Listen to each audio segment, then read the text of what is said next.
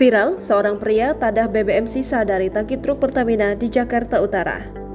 Aksi berbahaya terekam dilakukan seorang pria di kawasan Jakarta Utara saat berusaha menadah sisa BBM yang dibawa oleh truk tangki Pertamina. Saat truk terjebak macet, pria tersebut secara terang-terangan menampung sisa bahan bakar yang keluar dari tangki. Rekaman aksi pria yang menampung sisa bahan bakar dari tangki truk Pertamina itu viral di Instagram usai diunggah oleh akun @terang_media pada Jumat 16 Juni 2023. Mulanya dalam unggahan tersebut terlihat salah satu truk membawa BBM Pertamina yang sedang terjebak macet. Namun, tiba-tiba datang seorang pria yang membawa botol plastik dalam genggamannya. Ia pun membuka tangki truk yang segelnya telah dibuka.